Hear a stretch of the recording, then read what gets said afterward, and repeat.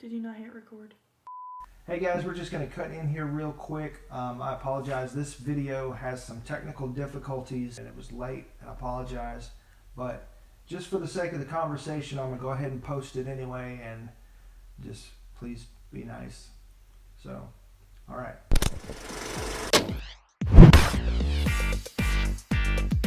Hey guys, this is Dylan. I'm Lydia. And welcome to The Broken Dead. We're here for Broken Pictures.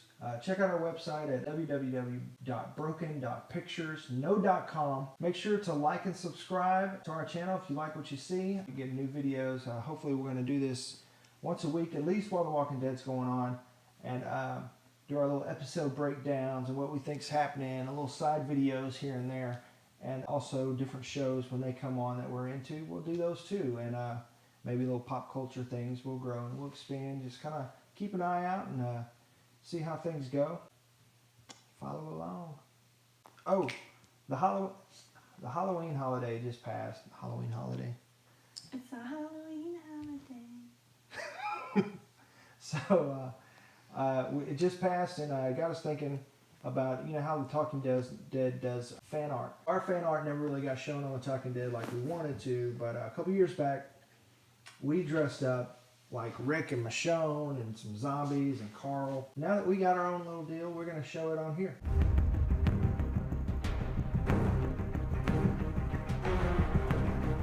Maybe that'll inspire you guys to get something. Send us some fan art. So like and share this with your friends so we can get more stuff in and we can grow and do more with you guys. All right, so let's jump in. This episode was called Monsters, episode 3, season 8. Several characters actually saying the word monsters. 2 to be exact. And it's kind of a callback. Remember when, shoot, I forgot the kid's name. The kid that saw Carol going into the... Jesse's son, Sam. Yes, Sam saw Carol going into the armory at Alexandria. And she threatened him and said, you know, if you tell people the monsters are going to come get you, I'll take you out to the monsters. I know there was that big pivotal point a couple seasons ago, right before they met Aaron, where Rick gave that speech that we are the Walking Dead. Well, this just, to me, this is kind of cementing that to where the zombies are no longer the Walking Dead. It's the people. It's us. Are we monsters? Are they monsters? Who's who, and who gets to live and who has to go? Speaking of that, one point you brought up while we were talking about it earlier, when they're leading the saviors all tied up through the road and everything, just out there in the open, the guy is whistling, and Morgan kind of jabs him, and it's not because he's being loud and he's going to attract walkers, because walkers don't matter anymore.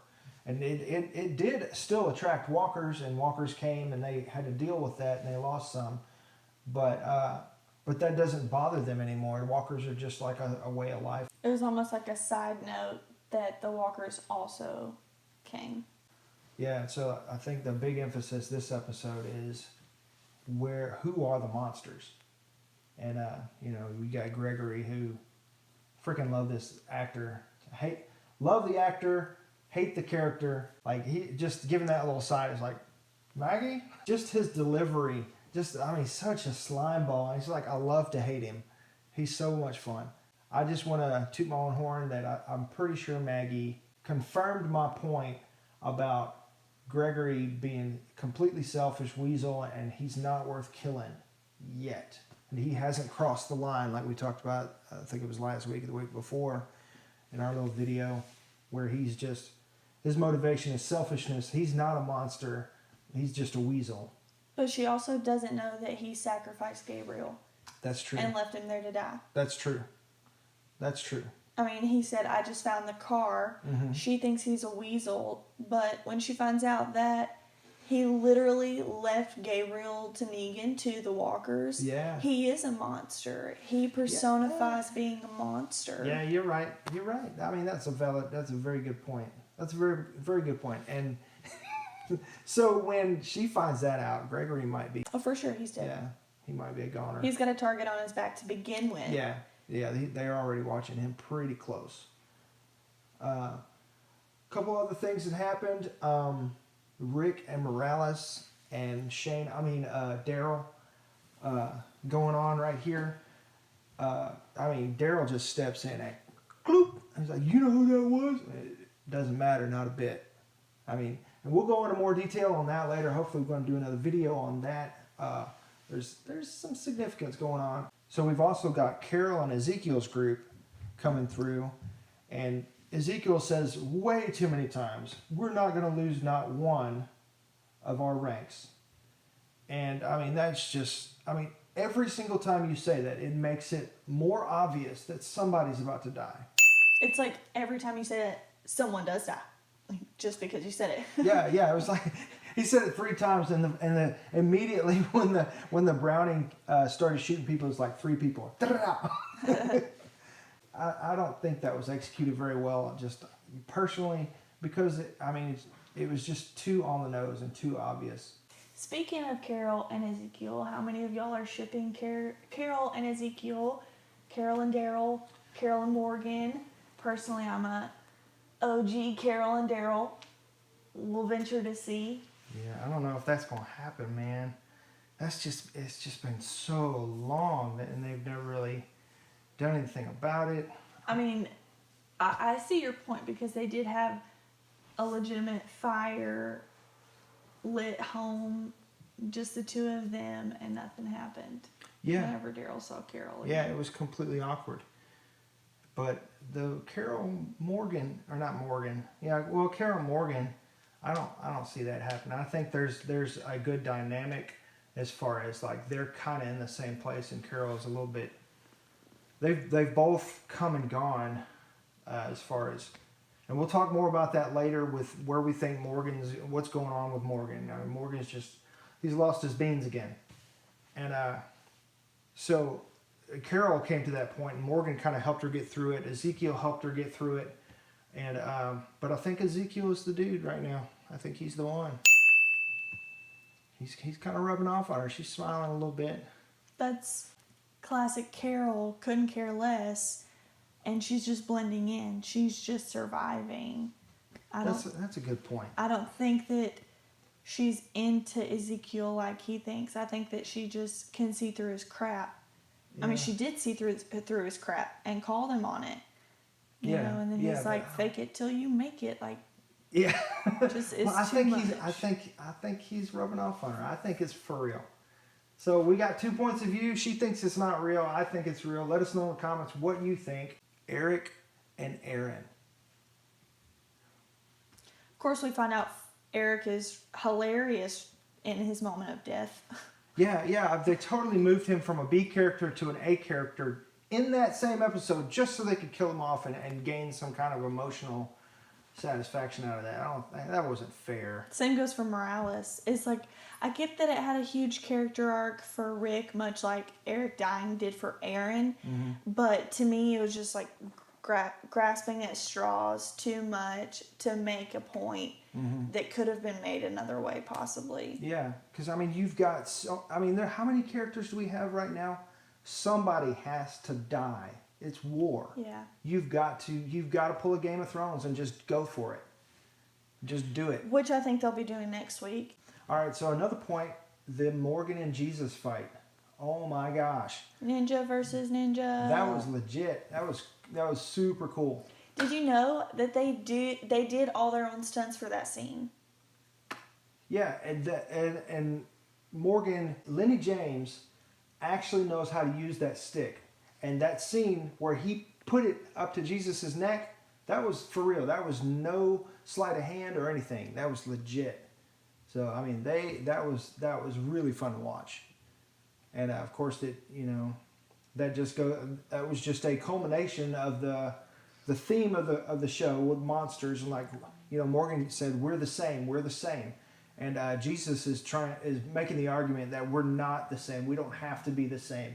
We can make a difference. We can be different. Something that Morgan said in the fight scene with Jesus is, we all turn. We all turn. And that is something what Rick said when he found out after leaving the CDC that it's in us. We're all the same. we all turn. So we either all turn into a walker or we turn into a monster, which is different. Yeah, we're all infected with this thing. And it's either immorality or a disease. You know, just like you either turn into a walker or you're a monster. Whereas, like, if you don't turn into a walker, you have to be a monster. And where is your limit there? How can you still be the voice of reason? How can you still have all of this integrity and be a good person in a world where you're forced to be a monster? Exactly. Because as we all know, anybody that becomes the voice of reason on this show, they're gone. Jesus right now. Yeah. They're either gonna be killed or they're gonna slide. Like Morgan. You know, he's there for a little while. He was the voice of reason, and Rick was off on the deep end. You know, that time Michonne had to knock him out in the middle of Alexandria. He's covered in blood. You know, but now Morgan, you know, it seems like every time he gets around Rick, he starts having, the line starts getting blurry for him. He can't tell the difference anymore. I think it's not so much every time he gets around Rick as it's every time he gets around a group where he cares about people that he has to protect. When he was with his wife and his son, he went into that mode because he's seen great loss. Yeah. That's where your mental stability goes out the window because you have to kill people that you care about. Those are still your loved ones, and you're literally having to execute. Like Morgan said, I have executed people before. And I also thought it was very interesting. The shotgun that Morgan is carrying resembles much like the shotgun that he used to snipe his wife, in my opinion.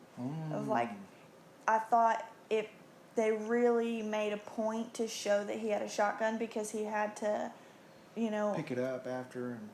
Well, that too, but like whenever he's aiming at the walkers that are coming down the hill, he has to reload. He has to empty the chamber and lock another one down. And so to me, that was very symbolic of where he is mentally. Of he feels like he's doing what has to be done. He doesn't like it, but he knows that he's losing it. I think he's very hyper aware of what's happening.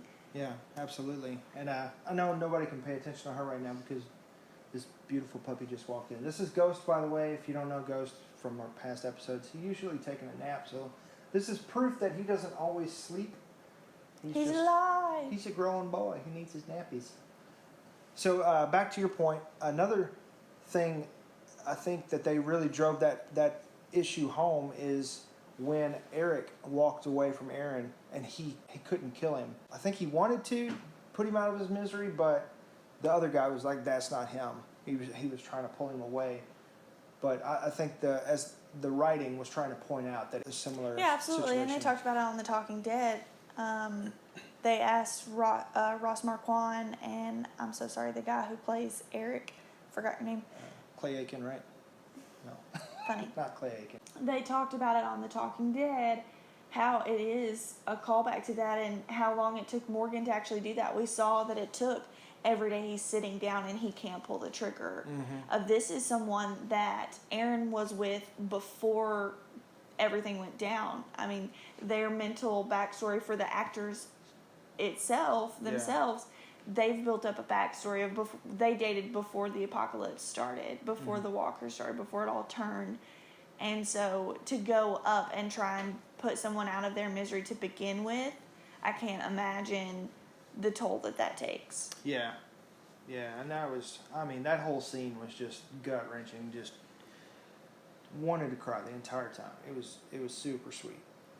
And then Aaron turning around and literally being given grace or Gracie just is a huge plot point to me for Aaron's life in this. And on The Talking Dead, Ross Marquand brought up the point of he just needs a mission right now, much like Abraham.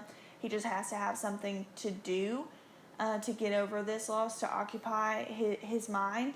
And he's being given grace of all of these things that have happened to him, losing Eric, losing Deanna, and the people that he knew from Alexandria, right. the original Alexandria before Rick. He's legitimately being given grace for all of that, whereas he's not turning into a monster much like he could have. Yeah, he could very well go, could have taken the route that Morgan took and just lose his mind. And but But I think he's going to be okay. I think he'll make it. I think him and Maggie and Enid are going to make a really important trio. Yeah, in they'll the be future, the core of the Hilltop. along with Jesus. Mm-hmm. But like, for as far as people goes, that he's not from the Hilltop. no, Aaron. No, Yeah. he's not from the Hilltop. I think he's going to stay at the Hilltop. Okay. He's taking Gracie to the Hilltop Right. to Yeah. translate information to Maggie, and I think he'll stay there. Yeah, absolutely. That's a good point. He probably won't be able to go back to his house. Yeah, I mean, can you imagine living in your home knowing that Eric is out there walking around eating people? Yeah, and that might come up again where Eric pops in and they have to do something about it. I didn't understand why Eric didn't shoot himself. Like, he obviously understood that he was dying. He was left with a gun. Why would you leave yourself for your boyfriend, your lover, your partner to come back to see you either gone or become a walker? Like, why would you do that to them? Tough. To me, that was really... I wish that they would have had him be put out of his misery. So I do think that they'll bring him back in later. Hey guys, we were running a little bit long. For now, we're just going to sign off. Thanks for staying with us through the whole video. We'll try to cut them a little short next time. If you liked it, go ahead and like it. Smash that like button and subscribe to our videos so you can get to us next time. Share it so we can get our 10,000 likes. Just want to say a happy birthday to this girl. We just got in. Had a great night. And I know it's going to be a different day, but show her a little birthday love in the likes and comments, and let her know that she's loved. And we'll see you next time. This is Dylan. I'm Lydia. It's Ghost. And peace.